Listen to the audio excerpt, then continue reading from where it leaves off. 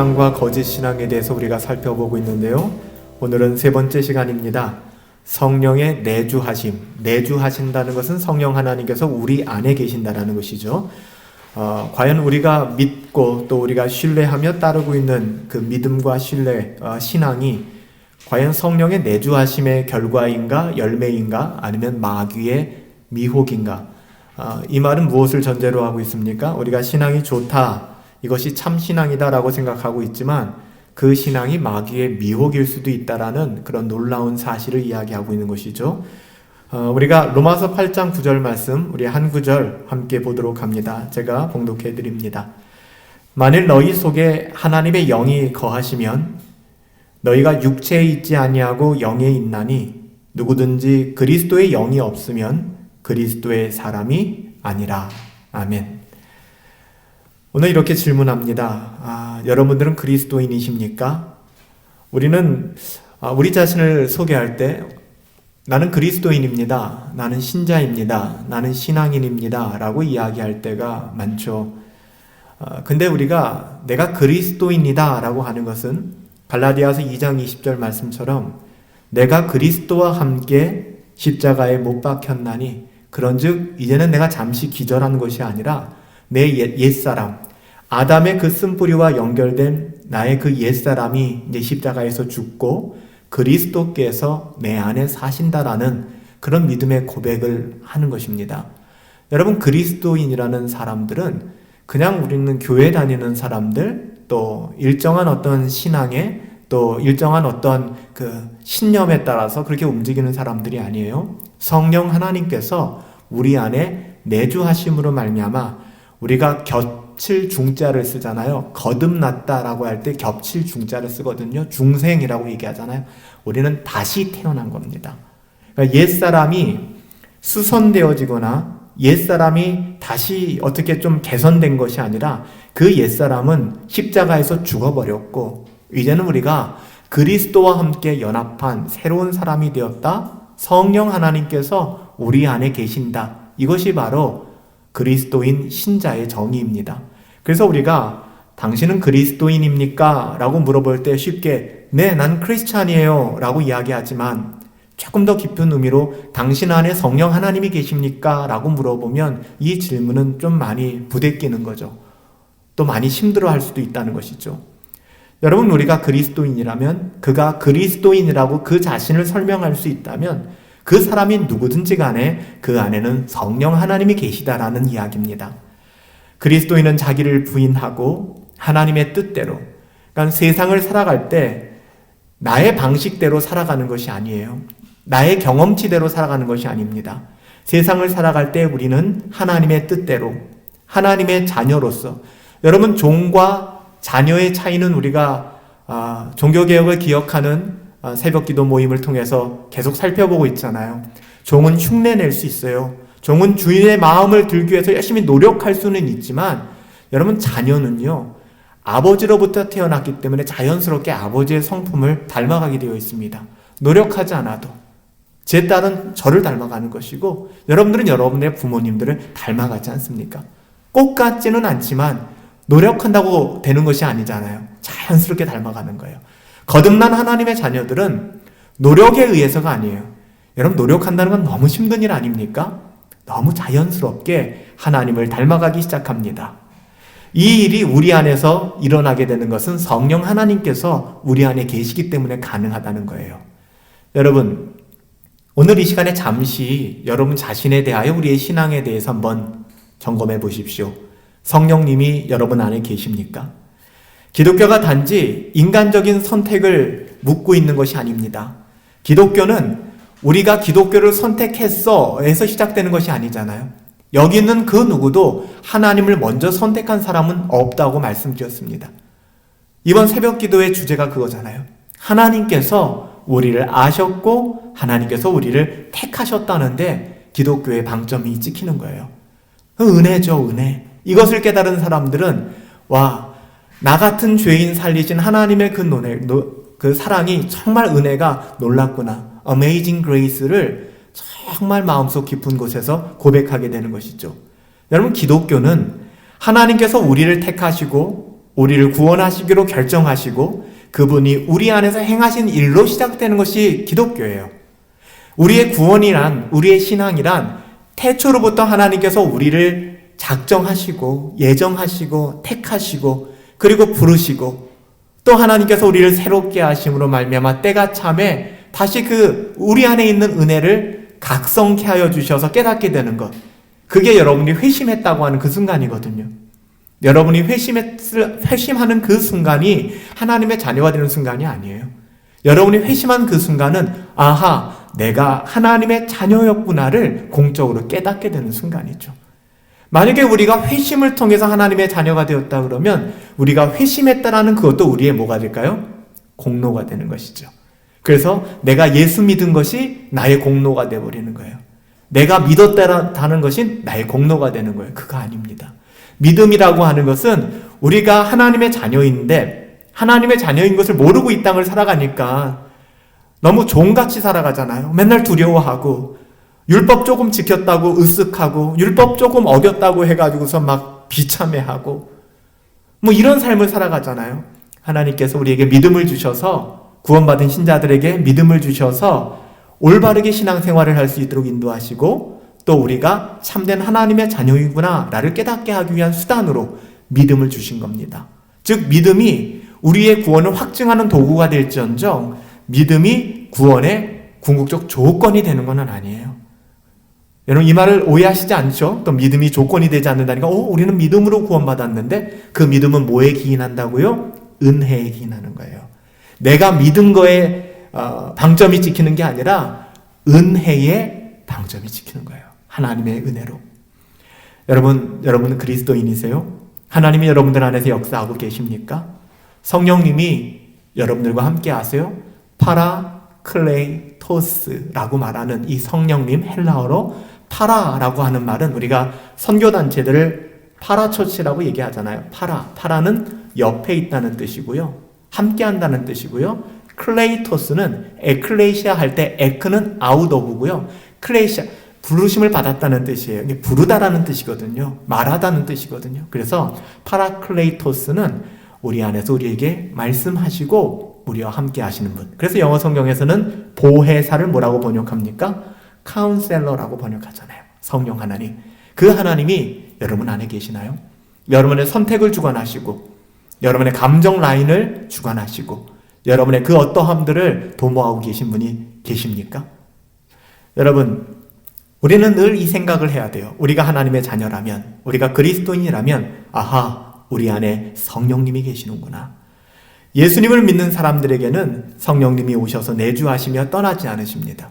그러니까 성령님이 오셨다가 이 자식은 이거 영 아닌 것 같아. 너무 더러워 이 그릇이. 떠나신다? 떠나지 않으세요.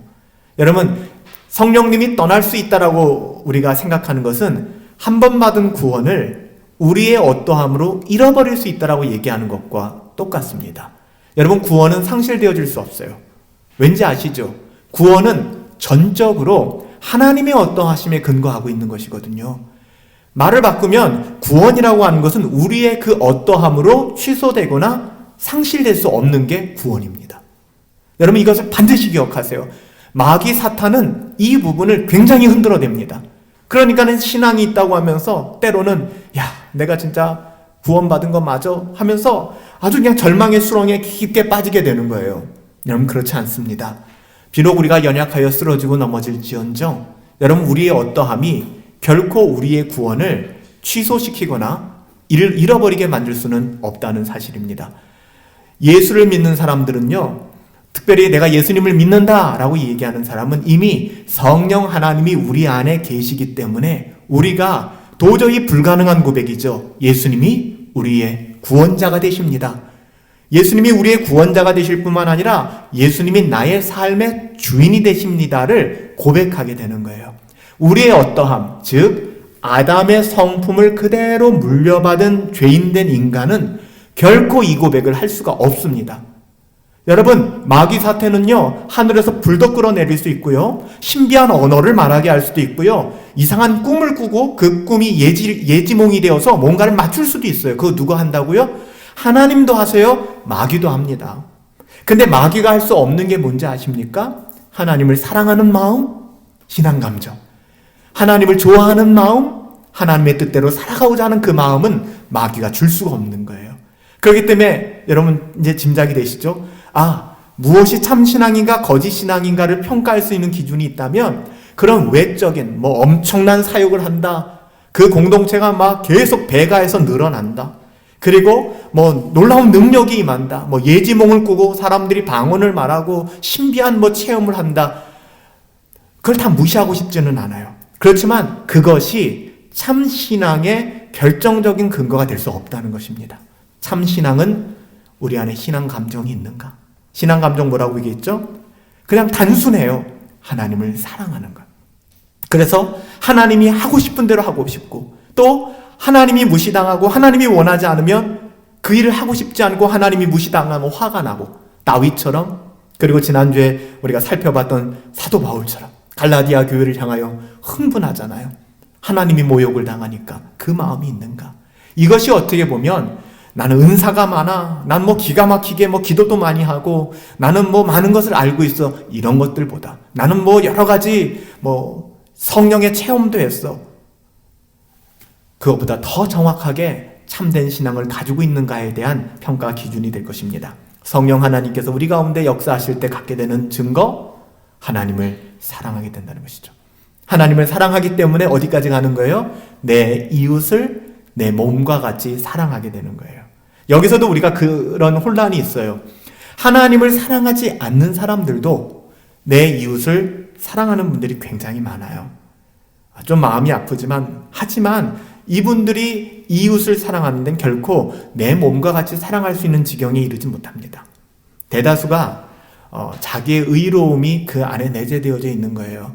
물론 우리가 드러나지 않았기 때문에 또 몇몇 분들의 어떤 사회에 아주 감동을 주시는 분들을 여러분 예로 들어서 이 사람들은 정말 바라지 않고 그렇게 희생과 헌신하는 사람 아닙니까? 라고 이야기할지 모르겠지만 저도 그런 분들을 존경해요. 그럼에도 불구하고 성경은 예수 그리스도에 있지 아니하면 예수 그리스도 안에 있지 아니하면 그 마음은 온갖 부패한 것이며 자기 어떠함으로 도배된 것이다라고 이야기를 합니다.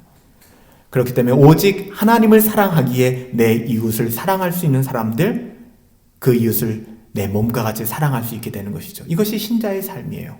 이것이 참된 신앙이에요. 그러니까 참된 신앙은 내 이웃을 사랑해야죠. 사회에 긍정적인 영향을 미쳐야죠. 그렇지만 그 근거가 어디서부터 시작되는 거예요? 하나님을 사랑하기 때문에. 내가 바보 될 수 있어요. 그리고 내가 손해볼 수 있어요. 그렇지만 휴머니즘을 가지고도 그렇게 될 수 있습니다. 그렇잖아요. 휴머니즘을 가지고도 내가 좀 손해봐야지, 내가 바보가 돼야지 그렇게 살아갈 수 있어요. 그렇지만 우리는 거기에서부터 시작되는 것이 아니라 하나님을 사랑하기 때문에 하나님의 그 놀라운 은혜를 알고 있고 우리는 구원받지 못한 우리는 정말 1만 달란트 빚을 탕감받은 사람들인데 우리가 어찌 몇 데나리온의 멱살을 잡을 수 있을까? 때로는 양보하고 손해보며 살아갈 수 있는 것이죠. 또한 세상에 썩어질 가치에 매몰당하지 않는 거예요. 여러분 잘 아시는 것처럼 철로 역정에 크리스찬이 장차 망할 그 장망성을 떠났을 때 크리스찬을 회유하기 위하여 크리스찬을 장망성을 떠나지 못하게 하기 위해서 두 사람이 길을 나섰잖아요. 그 중에 한 사람이 크리스찬 말에 설득을 당해서 함께 잠시 동안이지만 철로 역정의 그 초반부에 동행하게 됩니다. 누군지 아시죠? 온순이라고도 하고 온유라고도 하는 사람이었어요. 그 사람이 이 크리스찬의 말에 이제 혹 간 거죠. 무엇 때문에 그래요? 천국에 가면 되게 좋은 것도 있고, 그러니까 자신의 어떠함에 의해서 자의적인 신앙생활을 시작한 거예요. 자의적인 신앙생활은 어디에서 막히는지 아세요? 자의적인 신앙생활은 나의 만족과 유익, 내가 생각하는 방향으로 이 신앙이 흘러가지 않을 때 큰 충격을 받게 됩니다. 그래서 온유가 절망의 늪에 빠졌을 때 그는 다시 헤엄쳐 나와가지고서 다시 장망성으로 돌아가게 되잖아요.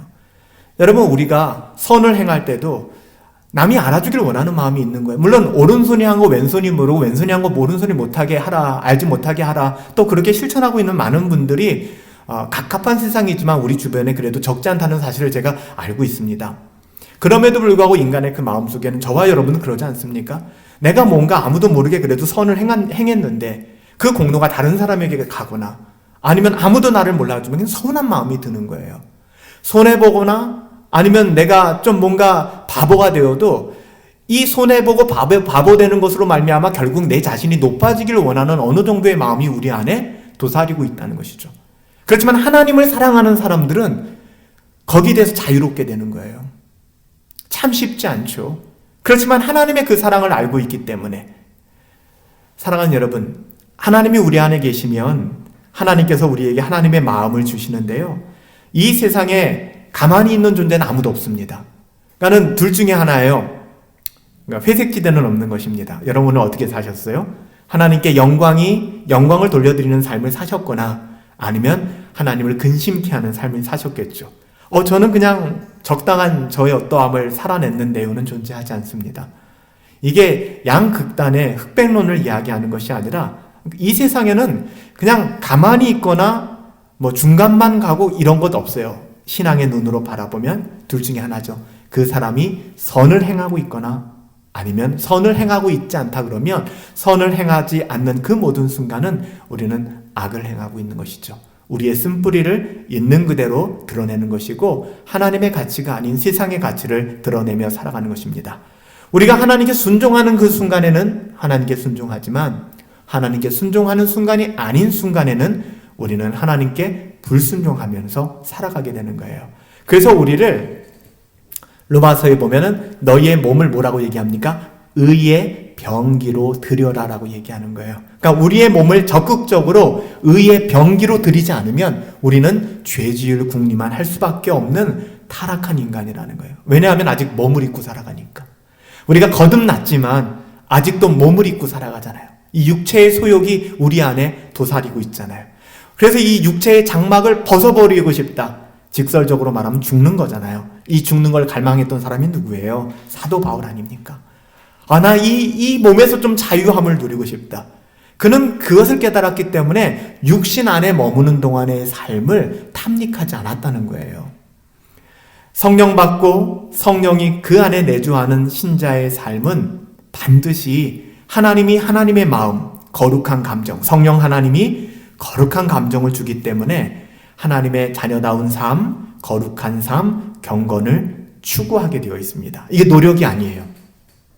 내가 경건해져야지. 얼마나 힘들까요? 진짜 피곤할 것 같아요.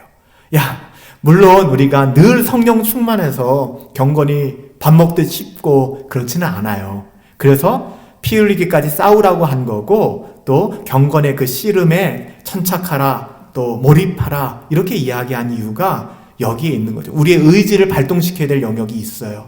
그렇죠? 자연스럽게 되는 건 아니에요. 그럼에도 불구하고 성령 하나님께서 우리 가운데 역사하시면 느리긴 해도 기울어진 운동장이라는 거죠. 어느 쪽으로 기울어진다? 경건을 택하게 되어 있고, 거룩한 삶 우리가 추구하게 되어 있고, 하나님의 자녀다운 삶, 하나님의 성품을 흠모하게 되어 있다는 거예요. 마치 여러분의 자녀가, 그렇죠? 그리고 여러분들이 여러분의 부모님들을 자연스럽게 닮아가는 것처럼 경건을 추구하며 거룩함을 도모하게 된다는 것이죠. 거룩한 감정은 여러분의 삶 속에서 어떻게 드러나고 있습니까?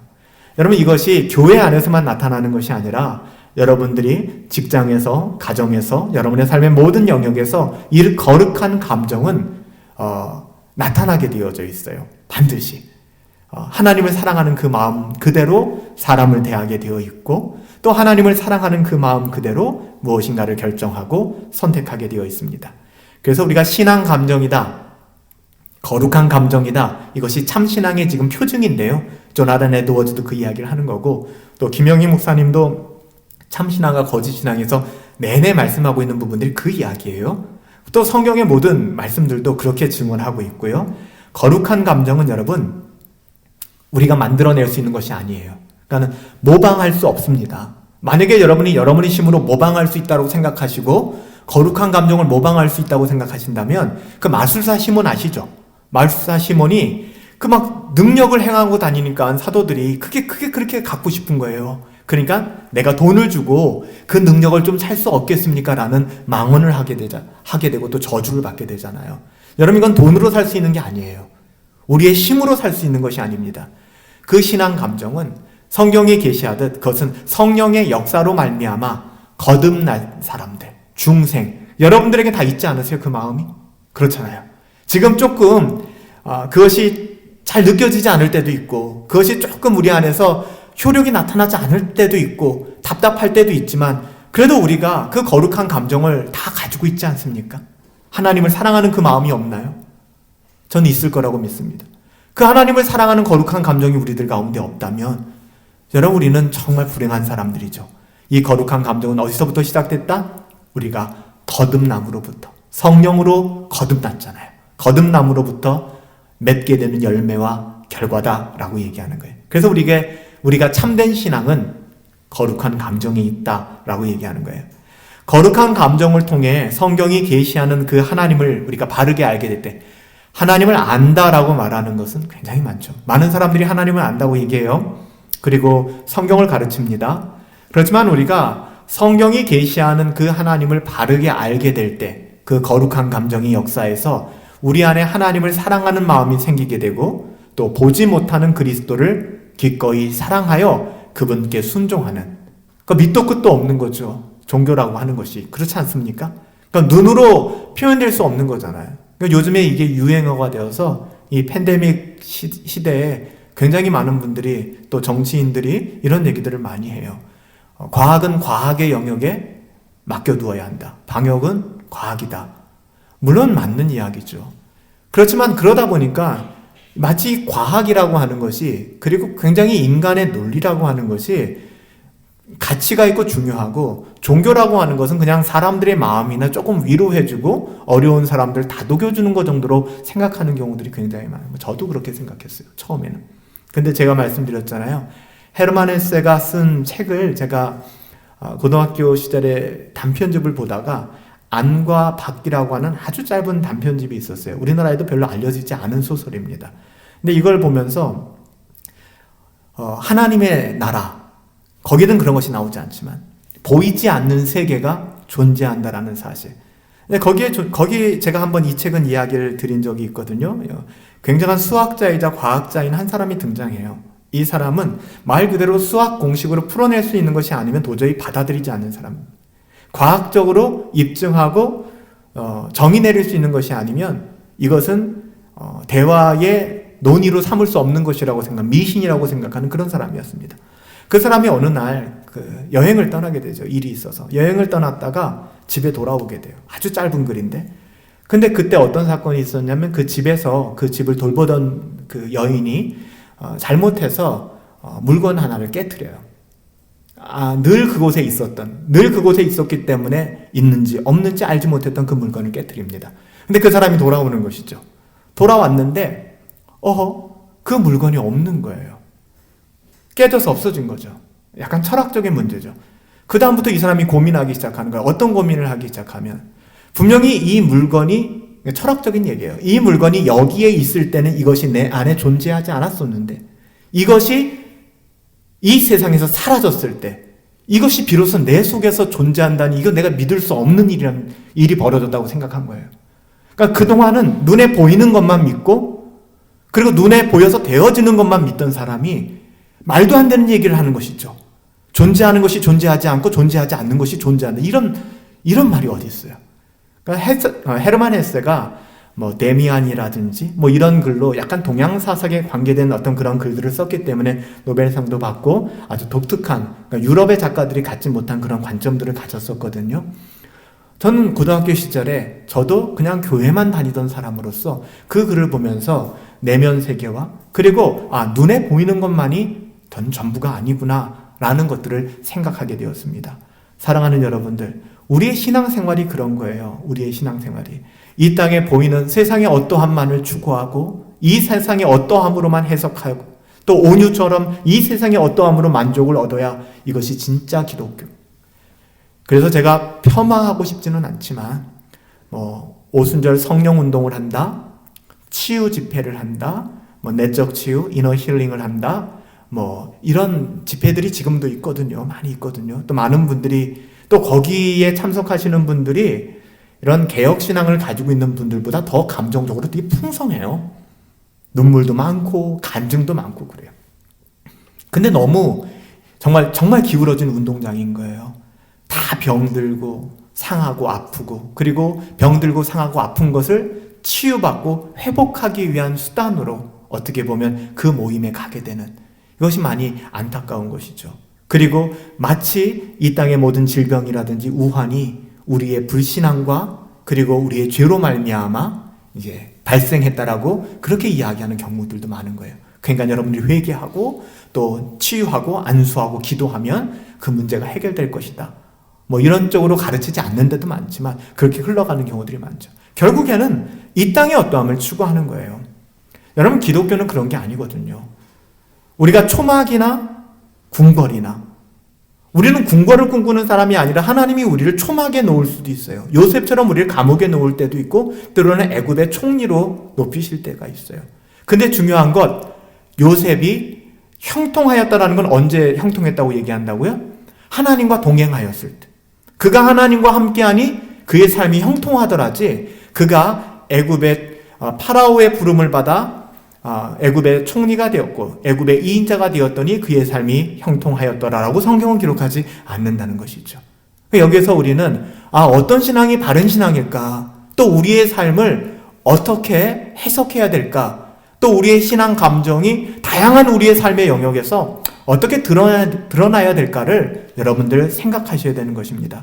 그래서 그 신앙 감정이 우리 가운데 생기니까 이제는 이전에 그렇게 좋아 보이고 즐거워하던 세상의 가치가 고행하는 게 아니에요. 고행. 나는 세상 거 버려야 돼. 난 내려놔야 돼. 여러분, 그렇게 하는 거 아닙니다. 예전엔 그렇게 좋아하던 즐거워하던 세상의 가치가 어느 순간 그냥 무가치해지는 거예요. 여러분, 은혜 받으면 나누게 됩니다. 그래서 신약시대의 초대교회에도 보면은요, 그들이 은혜를 받으니까 연보를 하고 헌금을 하게 되잖아요. 사람들이 자원하는 마음으로 연보하고 헌금했습니다.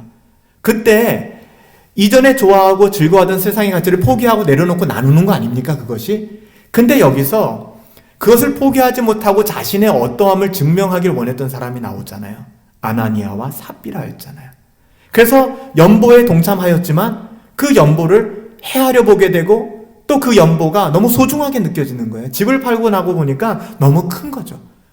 연보를 작정하고 났는데 생각해보니까 너무 많은 거예요. 그러니까 안 드리는 것보다는 그래도 내가 낫겠지 해서 반을 숨기고 반만 내어놓는 것이죠. 여러분, 얼마나 힘들까요? 이렇게 신앙생활을 하면 끊임없이 갈등할 거예요. 그렇지만 하나님께서 우리에게 은혜를 주시고 우리가 그리스도의 영으로 충만하게 되면 이전에 좋아하고 즐거워하던 세상의 가치가 그냥 무가치해지는 거예요. 가치 없음이 되는 거예요. 그리고 더 하나님을 닮아가고 싶어지는 거예요. 그런 욕구가 생겨요. 욕구가. 배가 고프면 먹고 싶잖아요. 똑같이 하나님을 향한 욕구가 생기는 거예요. 내 삶의 목적과 내 존재의 이유가 하나님이라는 사실을 깨닫게 되는 거죠. 그래서 우리는 너무 자학하지 않아요. 여러분, 스스로를 너무 자학하는 것도 이건 굉장한 죄를 짓는 겁니다. 여러분들의 어떠함 때문에 이 자리에 와 있는 것도 아니고 여러분의 삶의 가치는 예수님으로 말미암아 매겨지는 거예요. 그렇기 때문에 괜히 여러분의 어떠함 때문에 나는 못났어, 나는 지지리도 못났고 나는 형편없어라고 얘기하지 마세요. 그거 몰랐어요? 인간은 다 형편없는 존재입니다. 우리 안에 하나님이 계시기 때문에, 주님이 계시기 때문에 우리의 삶이 새롭게 조명되는 것이고 평가되어지는 거예요. 그래서 하나님께서 주신 마음을 주신다면 어떤 마음을 갖게 될까요? 시편 기자가 고백한 것처럼 이런 마음을 갖게 되는 거죠. 하나님이여, 사슴이 시냇물을 찾기에 갈급함같이 내 영혼이 주를 찾기에 갈망하나이다.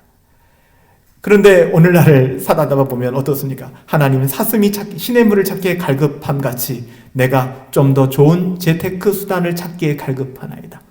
하나님이여, 사슴이 시냇물을 찾기에 갈급함같이 내가 조금 더 많은 인간관계, 관심종자가 아니라 관계종자, 관계가 내가 좋기를 원하고 더 관계가 확대되기를 원합니다. 그래서 사람을 찾아 나서는, 그리고 사람이 떠나고 우리 가운데는 인스타나 이런 건 많이 하는 분들 없는 것 같은데 내 팔로우가 줄어들고 아무도 내 글에 반응을 보이지 않으면은 굉장히 마음이 힘들어지고 또 많은 반응을 보면 굉장히 많은 것을 얻는 것처럼 한번 생각해 보세요. 하나님이여, 사슴이 시냇물을 찾기에 갈급함같이 여러분은 무엇을 찾기에 갈급합니까? 난 여전히 배고픕니다. 난 여전히 목말라요 하는 마음이 과연 하나님으로 인하여 발생합니까? 아니면 여러분들이 어떠함으로 인하여 자꾸 무언가를 채워나가려고 합니까? 성령으로 말미암아 중생의 결과 하나님께서 주신 마음은 바로 이 마음이에요. 사슴이 시냇물을 찾기에 갈급함 같이 내 영혼이 주님을 갈망합니다. 하나님, 그 마음이에요. 여러분 보면은 오늘 이제 제목에서도 아시겠지만 성령의 역사와 마귀의 흉내가 있어요. 우리 교회에서는 이 부분들에 대해서 우리가 좀 여러 번 좀 이야기도 했고 또 오랜만에 한번 좀 다룰 필요가 있다고 생각을 합니다. 우리가 성령의 역사를 생각했을 때 자연스럽게 생각하는 것이 뭡니까? 솔직히 한국 교회 내에서 성령 사역하면 제일 먼저 떠오르는 게 뭐예요? 방언이죠, 방언. 그리고 병 고치는 역사, 신유의 능력, 또 기도원에서나 좀 들을 수 있고 또 몇몇 좀 용하다 하는 교회들에서 들릴 수 있는 홀리 보이스들, 그렇지 않습니까? 이런 목소리가 아니라 사랑하는 여러분들 이래야 되는 뭔가 좀 마지막하고 허스키한 목소리들, 이래야 뭔가 홀리 보이스라고, 예전에 이걸 홀리 보이스라고 얘기했잖아요. 명확하고 명쾌한 목소리가 아니라 나름대로 목을 많이 써서 기도 많이 해서 걸걸한 목소리, 은혜롭다, 우리가 그렇게 이야기를 했습니다. 우리가 성령의 사역 그리고 참된 신앙 하면 자꾸만 이렇게 생각하는 경향들이 있다는 거예요. 실제로 이런 오해가 너무 많기 때문에 어떤 사람들은 일부러 좀 홀리 보이스를 내려고, 저 같은 목소리는 설교자로서 좀 치명적이죠. 좀 하이톤에 좀 낭낭하잖아요, 목소리가. 근데 좀 베이스 톤에 나지막한 중저음에 조금 목소리가 쉬기까지 하면은 이 권위가 있어 들려 보이는 거예요. 그러니까 그런 목소리로 설교해야겠다, 그런 목소리로 내가 좀 비춰줘야겠다, 그래서 그런 목소리로 사역하시는 분들도 몇 분 만난 적이 있어요. 여러분, 우리는 그렇게 쉽게 착각을 합니다. 근데 여러분들, 우리가 이건 진짜 영적이구나, 이건 진짜 성령의 사역이구나, 성령의 증거구나 하는 것들 중에는 마귀가 만들어낸 모조품이 너무 많다는 거예요. 이거를 우리 잘 분별해야 돼요. 그렇다고 해서 여러분들 방언을 하거나 또 병을 고치거나 또 예언을 하거나 예지몽을 꾼다거나 이런 것들을 나서서 여러분들이 비판할 필요는 없습니다. 그냥 두세요. 그렇지만 그것이 그것만 추구하는 것은 건강하지 않고, 또 그런 신앙을 추구하시는 분들은 대개 그래야 신앙이 좋다라고 생각해요. 저는 여기에 동의하지 않는 거예요. 방언할 수 있죠. 그렇죠. 방언할 수 있어요. 방언을 어떻게 정의하느냐에 따라서 또 다르겠지만 방언할 수 있습니다. 그렇지만 저는 방언하시는 분들에게 방언하지 마세요 라고 얘기하지 않아요. 방언하세요. 근데 무엇을 제가 좀 불편해하냐면, 방언을 하시는 분들이 방언을 해야 성령 받은 것이고 방언을 해야 신앙에 깊이가 있다고 생각하는 것이 문제예요. 폭력을 행사하는 거죠. 그래서 방언도 못 받았으면서 난 방언으로 깊이 기도한다, 영안이 열렸다라고 얘기하는, 그래서 하늘의 언어가 방언이다 이렇게 이야기하는 것에 대해서는 저는 인정하지 않습니다. 전혀 성경적이지도 않아요. 그래서 오히려 우리가 그 신앙이 참된 신앙인가 거짓 신앙인가를 보는 기준은 그 안에 하나님을 사랑하는 거룩한 감정이 있는가, 하나님을 참으로 사랑하는가, 그가 조금은 연약해도 여전히 돌아와서 회개하고 하나님의 은혜를 바라며 경건을 추구하며 살아가는 사람인가, 여기에 있는 것이지, 우리가 외적으로 보이는 방언이라든지 이런 것들은 절대 그 기준이 될 수 있는 게 아니에요. 근데 저도 방언을 해요. 기도하다 보면 방언의 정의는 좀 나중에 우리가 내립시다. 왜냐하면 개혁신앙 안에서도 이 방언을 보는 견해가 굉장히 다양하고요. 이걸 제가 다 여기서 설명드릴 수는 없어요. 그렇지만 제가 가끔 기도하는 그 기도의 방언은 하나님이 나의 모든 정신세계를 장악해서 내가 무의식 중으로 나도 알지 못하는 언어를 얘기하는 게 저는 방언이 아닙니다. 그건 여러분들이 아셔야 돼요. 그래서 막 신비하게 이렇게 생각하실 필요는 없습니다. 근데 너무 지나치게 방언을 강조한다거나 그렇게 될 경우에는 이것이, 그리고 제가 아까 말씀드린 것처럼 방언이 터지면 구원받았다, 그러니까 이런 논리를 가지고 있는 거예요. 그런 교회에서는 성령의 역사가 무엇이냐, 성령이 임하면 방언이 터지고, 그러니까 너희가 성령 받고 방언, 이제 그런 사도행전의 사역들이 나타나니까 성령을 받아야 한다. 솔직히 성령이 물건이 아니기 때문에 성령 받아라 라고 하는 말도 굉장히 오해가 있습니다. 성령은 하나님이세요. 인격적인 분이십니다. 성령이 역사하면 그들은 그 증거가 방언이라고 생각하는 거예요. 그러니까 이걸 반대로 얘기하면 방언을 못하면 성령을 받지 못했다라고 생각하는 게 잘못된 신앙입니다. 예. 그래서 성령을 받지 못했기 때문에 어디까지 가는 거예요? 그들이 구원을 못 받았다라고 얘기하는 거예요. 그러니까 구원받으려고 그러면 방언 받아야 된다라고 이야기를 하는 것이죠. 의외로 여러분들 이러한 생각을 가지고 있는 교회들이 굉장히 많아요. 순복음교회라든지 성결교회라든지 감리교회라든지 오순절 계통의 그런 교단들은 아직도 이런 생각을 하는 교회들이 적지 않고요. 또 그 신앙 생활의 울타리 안에 있는 분들은 그렇게 알고 있어요. 그래서 방언 받게 해야 된다. 방언을 받아야 된다. 이런 생각들을 하는 것이죠. 여러분, 방언은 그렇게 우리가, 그래서 방언을 연습하고 훈련시키는 거 여러분, 제가 대학교 1학년 때 다녔던 교회가 성결교회였는데 참 하나님 재밌어요. 저를 회심시키게 하시고, 제가 나름 그래도 중고등학교 때부터 논리적이고 좀 많이 그렇게 좀 생각하는 그런 성향의 사람이었는데, 제가 예수를 영접하고 회심하게 된 교회는 성결교회였어요. 성결교회는 굉장히 뜨거운 교회거든요. 굉장히 뜨거운 교회예요. 거기도 방언 굉장히 중요시 여기죠. 그러니까 방언을 연습시키고 훈련시켜요. 여러분 뭐 들어보신 적 있을 거예요. 뭐 할렐루야를 뭐 계속 반복해서 기도하다 보면은 그 방언이 된다. 이렇게 가르치는 것이죠. 굉장히 위험한 교리입니다. 그래서 방언이라는 것 자체가 구원의 증거가 되어줄 수는 없다. 참신앙인지 거짓신앙인지를 구별할 수 있는 것도 아니다라는 것을 여러분들이 기억하셔야 됩니다. 더 나아가서 또 어떤 일들이 있습니까? 갑자기 성경 구절이 떠오르는 것. 와, 이거 성령이 역사했다라고 생각하는데 여러분, 그렇지 않아요. 그러니까 성경을 많이 읽는 것도 중요합니다. 그리고 성경이 갑자기 떠오를 수 있는데 그 성경이 떠오르는 것이 성령 하나님이 떠오르겠다라는 증거가 있으세요? 없어요, 여러분들. 그래서 정말 위험한 분들은 자꾸만 자의적으로 성경을 해석하고, 하나님께서 말씀하셨는데, 창세기 몇 장에 하나님께서 말씀하셨는데, 로마서 몇 장에 라고 이야기하는데, 듣다 보면 이상해요. 자의적으로 그것을 해석하고 끼워 맞추는 거예요. 여러분, 성경을 통해서 우리를 깨닫게 하시는 건 대부분 우리가 죄인인 것과 또 하나님의 은혜를 각성케 하는데 하나님이 말씀을 통해서 우리에게 역사하시는 것이지, 미래를 예견한다든지, 누군가의 삶을 우리가 지적한다든지 이런 방식으로 사용되는 것이 아닙니다. 그래서 이것도 우리는 은혜로운 증거가 될 수 있기도 하지만 아닐 수도 있다. 그러니까 성경이 떠오르는 게 나쁜 건 아닙니다. 성경을 그래도 보고 읽고 암송하고 있으니까 떠오르는 거겠죠. 그럼에도 불구하고 이건 안전해. 여러분, 마귀가 예수님을 시험했을 때 예수님을 뭐로 시험했어요? 성경으로 시험했습니다. 신명기 말씀으로 시험했잖아요. 예수님은 성경으로 마귀를 대적하셨어요. 나는 이 돌들로 떡되게 만들어봐라, 성전 높은 곳에서 뛰어내려봐라, 다 말씀으로 유혹한 거거든요. 그때 예수님께서 이 사탄아 떠나가라 라고 얘기한 것이 아니라 말씀으로 대응하셨습니다.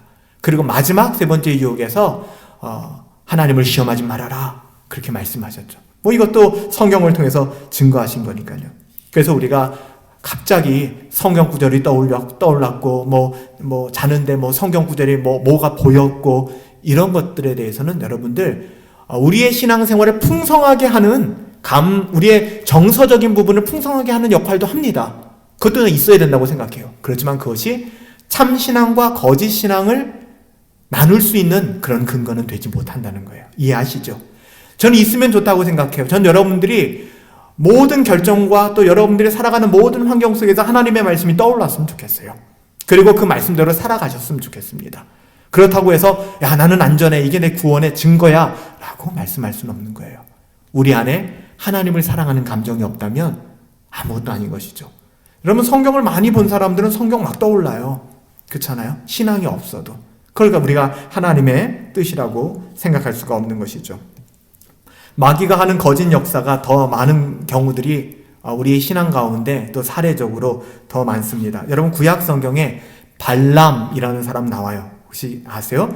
발람이라는 사람이 민수기에 나오는데요. 선지자입니다. 예견자예요. 근데 어떤 예견자입니까? 거짓 선지자예요. 이 발람은 마귀의 거짓 역사를 보여주는 대표적인 인물인데요. 그는 굉장히 많은 예언을 했습니다. 그리고 그 예언은 맞아 떨어졌어요. 심지어는 예수 그리스도에 대한 예언을 누가 했는 줄 아세요? 이 발람이 했어요. 그럼 목사님, 이 발람이 예수 그리스도에 대한 예언까지 했으니까 이 발람의 신앙이 참된 신앙이겠네요? 천만의 말씀이에요. 이 발람은 거짓 신앙인. 그래서 여러분들 베드로 후서와 유다서에 가보면 발람에 대해서 신약 성경이 뭐라고 정의하는지 아세요? 불의한 돈을 사랑했던 그런 멸망의 거짓 선지자가 발람이다라고 얘기해요. 그렇게 거짓 선지자가 뭐 할 수 있느냐? 예언할 수 있어요. 하나님의 말씀을 심지어 대언할 수도 있습니다. 그러니까 그렇다고 해서 이 사람이 참된 신앙을 가진 사람이구나 라고 이야기할 수 없는 거예요. 또 우리가 착각하기 쉬운 게 뭐예요? 환상 같은 거, 환상. 그렇죠?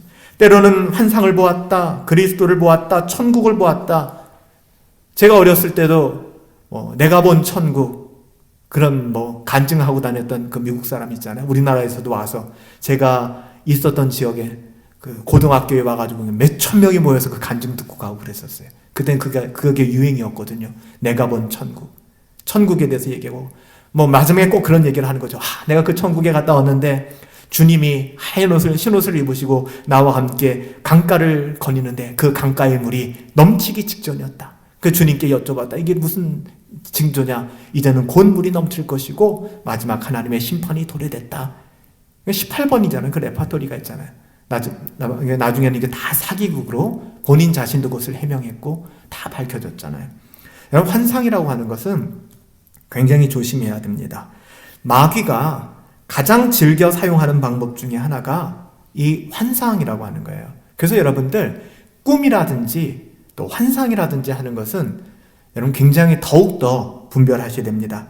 마귀가 광야에서 주님을 시험했을 때 주님께 천하만국과 그 영광을 뭐로 보여줬죠? 환상으로 보여줬잖아요. 그렇죠? 내게 절하라. 그러면 이 모든 환상, 이 모든 것을 내게 주리라. 마태복음 4장 8절에 환상을 통해서 유혹하는 것을 보게 되지 않습니까? 우리에게 어떤 환상이 주어지면 그것을 조심스럽게 이야기하거나 공적으로 간증하고 싶은 마음이 들 거예요. 그렇지만 그래서는 안 됩니다. 굉장히 조심해야 돼요. 하나님께서 환상을 주실 때도 있어요, 여러분들. 개인적인 환상들. 저는 그거를 다 닫아놓고 싶지는 않습니다. 많은 선지자들, 요한계시록을 기록한 사도 요한, 사도 베드로, 사도 바울에게도 하나님께서는 특별한 환상으로 인도해 주셨죠. 근데 중요한 게 뭔지 아세요? 마귀도 그 환상을 너무나도 잘 모방한다는 것입니다. 그렇기 때문에 모든 환상을 하나님께서 주셨다라고 생각하는 것은 굉장히 위험합니다. 굉장히 위험해요. 그래서 사도 요한은 요한일서 4장 1절에 뭐라고 증언합니까? 사랑하는 자들아, 영을 다 믿지 말아라. 영을 다 믿지 말아라. 오직 영들이 하나님께 속했는지 분별하라. 하나님께 속한 영이라면은 하나님을 사랑하고 하나님의 영광을 돌려드리게 되고 우리의 어떠함을 부인하는 걸 거예요. 오직 영들이 하나님께 속하였는지 분별하라. 많은 거짓 선지자들이 세상에 나왔다. 그러니까 분별이 필요하다는 것이죠. 이 세상을 살아가되. 그러니까 메신저를 저분은 목사님이니까, 저분은 권사님이시니까, 저분은 장로님이시니까, 그래도 장로님이셔. 그 말이 얼마나 위험한지 몰라요. 목사님이셔. 그가 증언하고 있는 메시지, 그가 드러내고 있는 그 신앙 감정, 그냥 이모션이 아니라 그의 삶을 결정짓는, 저분은 진짜 하나님을 사랑하는구나. 자신의 어떠함이 아니구나. 이것이 중요하다는 거예요. 그것을 분별하라고 이야기하는 것입니다. 그럼 이처럼 우리도 오늘 이 자리에 모인 이유는 영을 분별하기 위해서 모인 거 아닙니까? 이거 진짜인가 가짜인가? 하나님께서는 말씀으로 우리에게 그에 대한 기준을 주셨기 때문에 마귀에게 속지 않기 위하여 우리 각자가 하나님의 말씀으로, 그래서 적어도 1년에 한두 번 정도는 성경을 통독해야 되니까 우리가 작년부터 맥체인 성경 읽기를 통해서 우리가 한번 성경을 일독해보자, 신약 한 이독해보자, 시가서 한번 이독해보자. 그래서 우리가 맥체인 성경을 가지고 아침마다 성경을 읽고 있는 것이고요. 근데 성경을 읽는다고 끝나는 게 아니거든요. 그것을 바르게 듣고 또 그것이 성경의 어떤 의미인지를 바르게 깨닫는 것도 중요하잖아요. 이단들도 성경을 인용하니까. 그렇기 때문에 우리가 새벽 묵상이라든지 또 수요 예배라든지 주일 예배를 통해서 그 성경 구절들을, 특별히 이번에는 시편 말씀을 통해서 새벽 묵상에서 깊게 나누었고, 또 종교개혁 우리가 기간을 좀 기억하면서는 갈라디아서의 내용들을 가지고 우리의 구원의 모습들을 돌아보는 것이고, 목회자를 통해서 또 그런 역할, 이 모든 것들을 여러분 경건의 도구로. 그래서 목사의 설교를 듣는 것도 굉장히 중요하지만 여러분들이 개인적으로 성경을 읽는 시간도 있어야 되고, 반대로 개인적으로 성경을 읽는 시간도 굉장히 중요하지만 건강한 목회자를 통해서, 그래서 철로역정의 그 해석자의 집에 갔을 때 정말 경건한 목회자를 만나는 것이 신앙이 얼마나 복인가를 존 버년도 이야기하고 있고, 존 버년도 그런 영적인 멘토가 있었기 때문에 그 자리에 설 수 있었다고 고백하고 있지 않습니까? 그 이야기들을 하고 있는 거예요. 여러분, 가짜는 진짜보다 더 진짜 같습니다. 그래서 여러분, 이단이라든지 거짓 사상들, 보세요. 여러분들, 건강한 교회라고 우리가 알려져 있는 교회명을 이야기하고 싶지는 않아요. 그런 교회들, 통합측의 교회들, 감리교의 교회들을 보면은 여전히 신사도 운동하고 있고, 기도하는 것이 뭐가 나빠요? 아이옵 같은 기도하는 집, 24시간 기도의 집, 신사도 운동을 하는 것이죠. 근데 그곳에서 가르쳐지거나 그곳에서 이야기하는 모든 내용들이 전혀 성경의 내용과는 맞지 않는 내용들인 거예요. 근데 보면은 이 사람들은 기도한다는데 우리가 인터콥 같은 선교단체도 아세요? 인터콥이 굉장히 문제가 많잖아요. 근데 왜 우리 합신에서도 이단으로 규정 짓지 못하냐 하면은 교류 금지만 내렸죠. 왜 이단으로 규정 못 짓냐 하면은 이번에도 너무 문제들이 많아요. 그리고 인터콥에서 가르치고 있는 내용들이 굉장히 신학적으로 잘못되어 있어요. 그래가지고서 이건 이제 문제를 삼아야겠다고 하면 꼭 총회 때마다 인터콥 대표가 와요. 그러는 거 뭐라고 얘기하냐면 우리에게 기회를 좀 달라고. 우리가 열심히 지도를 받고 지적해 주시면 그대로 따라가겠다고. 그러니까는 한 번만 더 기회를 달라고. 이게 벌써 몇 년째예요. 그리고 나서 다 알고 있죠. 그들이 유튜브로도 다 올렸고. 그거 딱 이제 징계가 되지 않으면 그 다음에 뭐라고 얘기하는지 아세요? 지들만 다 알고 있다고 생각하나? 우리는 더 깊은 신학을 알고 있는데 라고 얘기를 하는 거예요. 그러니까 인터컵에 있는 멤버들은, 그 리더들이 나쁜 사람들이죠, 리더들이. 그 멤버들은 자기네들이 제일인 줄 알아요. 우리 교회도 매년 왔어요, 우리 교회도. 지난번 문제가 됐던 집회라든지 그런 집회 홍보하러 이거 좀 붙여달라는 거예요. 제가 막 대적하지 않아요. 죄송합니다. 저희 교단에서는 귀하의 선교단체와 교류금지 관계이기 때문에 저희가 도와줄 수도 없고 또 도울 수도 없습니다. 죄송합니다. 그냥 돌아가시죠 라고 얘기하는 것이죠. 근데 평신도들은 구분을 못하는 거죠. 선교하겠다는데, 그것도 목숨 걸고 선교하겠다는데 이게 뭐가 문제가 돼? 라고 얘기하는 것이죠.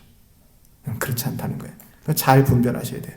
우리가 마지막으로 굉장히 분별하기 힘든 건 뭐냐면 능력 있는 사역이에요. 목사님, 그 사람은요 전도 정말 많이 해요. 정말 그 사람은요 막 교회를 몇 개씩 개척했어요. 막 교회에 기둥 갖춘 사람이에요. 그 교회는 정말 놀랍도록 부흥해요. 벌써 예배당을 지었대요. 대단합니다 라고 얘기하는 거예요. 여러분, 예수님의 제자 중에서 스펙이 화려하고 또 예수님의 신임도 받았고 사람들에게 존경을 받았던 사람이 누군지 아시잖아요. 그가 가룟 유다입니다. 그가 가룟 유다예요. 예수님을 따라다닐 때 다른 사도들 같이 주님의 이름으로 병도 고쳤어요. 여러분, 예수님의 이름으로 병 고쳤던 사람이에요. 예수님의 이름으로 귀신도 쫓았던 사람입니다. 누가요? 가룟 유다. 그리고 그는 좀 인텔리전스하기 때문에, 지식인이기 때문에 그는 재정까지 맡았던 사람이에요. 계산이 정확했던 사람입니다. 근데 여러분들, 그를 가리켜서 우리 주님의 말씀이세요. 요한복음 6장 70절에 가보면 뭐라고 얘기합니까? 너희 중에 한 사람은 마귀라 라고 얘기하는 거예요. 그렇게 사역을 잘했는데, 예수님이 부르시기까지 하셨는데, 진짜 놀랍잖아요. 그러니까 여러분, 그것으로 판단하시면 절대 안 된다는 거예요. 우리가 철로역정 마지막 무지가 했던 말이기도 하잖아요. 여러분, 마태복음 7장 22절부터 23절에 보면 그날에 마지막 때에 많은 사람이 나더러 이르되 주여 주여 당신은 나의 주님이십니다. 주여 주여 우리가 주의 이름으로 선지자 노릇했어요. 진짜로 했어요. 주의 이름으로 귀신도 쫓았어요. 주의 이름으로 많은 권능을 행했어요. 그 다음이 중요하잖아요. 그때 내가 그들에게 밝히 말하되, 분명하게 말하되, 하나님이 분명하게 말씀하시면 끝이거든요. 그거는 분명하게 말씀하시되 내가 너희를 도무지 알지 못하노라. 이 불법을 행하는 자들아 내게서 떠나가라. 놀라운 일 아닙니까? 그러니까 능력 있는 사역보다 더 중요한 게 뭐예요? 신앙 감정이에요. 하나님을 사랑하는 마음이에요. 하나님을 사랑하는 마음으로 살아가는 것이 중요한 것이지, 어떤 외적인 사역에 있는 것이 아니라는 것입니다. 여러분, 이런 것들을 우리 신앙에 있어서 잘 좀 돌아볼 수 있어야 돼요. 확실한 증거는 무엇입니까? 로마서 8장 9절 말씀인데요. 만일 너희 속에 하나님의 영이 거하시면, 하나님의 영도 성령입니다. 성령이 거하시면 너희가 육체에 있지 않는다, 영에 있게 된다. 누구든지 하나님의 영, 그리스도의 영이 없으면, 성령이 없으면 그리스도의 사람이 아니라 라고 얘기하는 거예요. 여기서 얘기하면 하나님의 영, 그리스도의 영은 둘 다 성령, 하나님을 이야기하는 것이고요. 성령님이 우리 안에 거하시면 너희가 더 이상 육체에 있지 않다, 아담과 연합된 옛사람의 성품을 가지고 살지 않는다. 영에 있게 된다. 신앙 감정을 가지고 거룩한 하나님의 자녀로서 살아가게 된다. 누구든지 성령이 없으면, 즉 누구든지 거듭나지 아니하면, 그러니까 거듭난다는 건 죽어야 되는 거예요, 여러분들. 거듭난다는 건 다시 태어나는 거잖아요. 죽어야 되는 거예요. 그러니까 죽은 적도 없는 사람에게 거듭남은 없어요. 죽는 거죠. 권리가 포기되어지고 죽는 겁니다. 죽지 아니하면 그 사람 그리스도의 사람이 아니다. 하나님이, 그러니까 도덕적인 성품을 가지고 있다고 해서 그게 증거가 아니라 하나님의 도덕적인 성품이에요. 즉 하나님의 영이 우리 가운데 계시기 때문에 그것이 어떻게 드러나는 겁니까? 즐겨 손해보고 기쁘게 바보가 되고, 즐겨서 바보 되고 기쁘게 손해보고, 이런 삶을 살아가게 되는 거예요. 그러니까 남들이 봤을 때, 그러니까 기독교가 굉장히 요즘에는 좀 곡해되었잖아요. 왜곡되었잖아요. 우리나라에 기독교가 들어왔을 때도 일제시대 때 이 나라 사람들이, 식민지 사람들이 독립을 좀 자유를 얻게 하기 위해 수많은 선교사님들이 들어오셔서, 그래서 여러분 양화진에 가보면 선교사님들이 그곳에 묻혀 계신데, 어떤 분들은 그 당시 일제시대이기 때문에 우리 조선 사람들을 독립시켜주기 위하여 정말 물신양면 도왔죠. 그렇죠? 신문을 만들고 또 헤이그 특사를 파견하는 일에, 거의 모든 일에 기독교 선교사님들이 다 개입하지 않았습니까? 그러니까 예수 그리스도의 은혜의 복음뿐만 아니라 이 나라와 이 민족의 사람들이 이 문맹과 또 이 억압 속에 살아가는 것에 대한 긍휼한 마음이 있었던 거예요. 그냥 인본주의적으로 내가 긍휼히 여기겠다는 걸로 끝나는 것이 아니라 그 선교사님들은 하나님을 사랑하기 때문에, 그래서 대서양을 건너온 겁니다. 그래서 태평양을 건너온 거예요.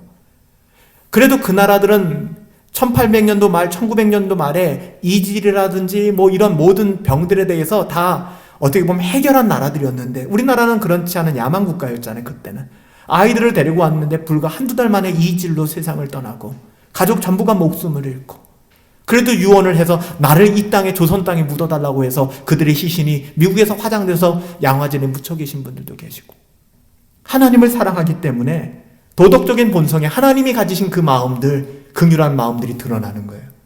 그래서 여러분 여기서 이해를 제대로 하셔야 돼요. 그냥 도덕적인 마음들이 확실한 증거구나가 아니라 하나님으로 인한 그 마음들, 즉 하나님이 가지고 계신 그 마음들을 공유하기에 드러나는 마음들이에요. 또한 성령께서 그러한 사람들에게는 확신을 주시죠. 그래서 신자 안에 거룩한 감정을 불러일으킨 성령 하나님께서는 우리에게 확신을 주십니다. 이게 구원의 확신이거든요. 그래서 로마서 7장 16절에 가보면 성령이 친히 우리의 영과 더불어 우리가 하나님의 자녀인 것을 증언하신다 라고 얘기해요. 그러니까 성령이 우리를 하나님의 자녀로 증언하신다. 그러니까 우리가 절대로 절망하지 않게 되는 이유가 여기 있는 거예요. 우리는 절망스럽고 우리는 포기하고 싶지만 하나님이 그렇게 안 하시는 거예요. 내 안에 성령 하나님이 계시기 때문에. 여러분 안에 누가 계세요? 성령님이 계신다고요. 내가 정신 차렸구나. 저는 이제 그걸 아니까, 여러분들 중에서 신앙에 이렇게 굴곡이 있잖아요. 그 바닥까지 내려간 것 같아가지고, 목사님 제가 이러면 안 된다고 생각해서 정신 차렸어요. 그게 여러분이 정신 차린 게 아니라 여러분 안에 성령이 계시니까 그 성령이 말할 수 없는 탄식 가운데 여러분을 인도하시는 거예요. 절대로 택함을 받은 하나님의 자녀들은 그렇게 방치된 삶을 살아갈 수가 없습니다. 반드시 돌아오게 되어 있어요. 아파하게 되어 있고 하나님의 뜻을 따라가게 되어 있는 것이죠. 사도 바울은 이렇게 마지막으로 우리에게 권면하고 있죠. 너희는 배우고 확신한 일에 거해야 된다. 배우셔야 합니다. 그리고 막연한 기대감이 아니라 확신하셔야 되는 거예요. 이거야. 성경을 읽고 묵상하는 하며 그리고 또 상고하지도 않으면 그러니까 성경을 읽지도 않고 또 상고하지도 않고 또 묵상하지도 않고 우리가 어떻게 하나님의 뜻을 분별할 수 있겠습니까? 우리가 성경과 전혀 상관없이 좀 더 얘기하면 경건을 추구하지도 않고 경건의 모든 도구들을 다 갓대어버리고 나는 하나님의 자녀야 라고 생각하는 것은 굉장히 무모한 일입니다. 무지죠, 무지. 무지의 소치입니다. 그러니까 무지한 결과예요. 무지한 결과. 성경을 떠나서는 하나님의 뜻을 알 수 있어요? 없어요? 없어요. 여러분, 기도를 많이 하시기 전에 성경을 보셔야 되는 거예요. 성경을 보면 기도하게 되어 있어요. 제가 꽤 지났죠. 2000년이니까 2000년에 이슬비 장학회로 선발돼서 말씀드렸잖아요. 성경을 1000구절 2년 동안 1000구절을 암송한 적이 있었어요. 규장에서. 근데 이슬비 장학생으로 같이 이제 8분의 전도사님들과 함께 그 일들을 했었는데 제가 돌아보면 제 기도가 가장 기뻤을 때가 그때였어요. 성경을 1000구절을 외우니까 어느 날은 새벽 기도에 나가서 2시간 내내 성경을 따라 기도합니다. 그게 얼마나 풍성해지는지 몰라요. 성경을 따라서. 저는 성경 진짜 암송하기 싫어했던 사람이고 성경에 기록되어 있는데 뭐더러 암송해라고 얘기했던 사람인데 말씀을 암송해 보세요. 하나님의 놀라운 은혜가 있고요. 기도가 깊어집니다. 여러분, 이제 우리가 말씀을 정리합시다. 여러분들이 추구하는 건 뭐예요? 정말 성령의 내주하심으로 말미암아 하나님 주신 거룩한 감정으로 여러분 신앙을 살아내고 있습니까? 아니면 혹시 마귀의 유혹을 따라 이거 안전하다고 생각하지만 검증되지 않은 그 길로 걸어가고 있지는 않습니까? 여러분 무엇을 추구하고 계신가요? 눈에 보이는 어떠함? 눈에 보이는 성령의 역사? 은사? 야, 이 교회에선 이런 일이 벌어졌대. 여기선 이런 일이 벌어졌대. 야, 저 교회 목사님은 예언의 능력이 있대. 이 권사님은 이런 능력이 있대. 여러분 혹시 그것을 추구하며 살아갑니까? 여러분 그렇지 않아요. 여러분들이 사랑하며 또한 가치를 두고 있는 것은 무엇입니까? 어디에 가치를 두고 있고 뭘 사랑하고 있어요? 한번 잘 돌아보세요. 디모데후서 3장 14절부터 17절 사도 바울이 마지막 디모데에게 유언과 같이 쓴 메시지거든요. 한번 들어보시겠어요? 그러나 너는 배우고 확신한 일에 거하라. 너는 내가 누구에게서 배운 것을 알며 또 어려서부터 성경을 알았나니 성경은 능히 너로 하여금 그리스도 예수 안에 있는 믿음으로 말미암아 구원에 이르는 지혜가 있게 하느니라. 모든 성경은 하나님의 감동으로 된 것으로 교훈과 책망과 바르게 함과 의로 교육하기에 유익하니 이는 하나님의 사람으로 온전하게 하며 선한 일을 행할 능력을 갖추려 함이라. only Bible, sola scriptura, 오직 성경이면 enough, 충분한 겁니다. 성경이 그것을 우리에게 증언하고 있고 성경을 통한 선한 양심이 우리 가운데 그것을 증언하고 있는 거예요. 눈에 보이는 또 우리를 미혹하는 그 모든 것, 마지막 때에는 하늘에서 불을 끌어내리며 메시아가 여기 있다, 그리스도가 여기 있다 할지니 절대로 너희는 미혹되어 따라가지 말라고 주님이 말씀하셨어요. 내가 너희에게 보여줄 것은 요나의 표적, 예수 그리스도의 죽으심과 부활하심, 그리고 은혜의 복음밖에 없다라고 말씀하셨어요. 이 마지막 때 은혜의 복음이 무엇인가를 깨닫고 성령의 내주하심을 따라 살아갈 수 있는 저와 여러분들이 되시기를 예수님의 이름으로 축복합니다.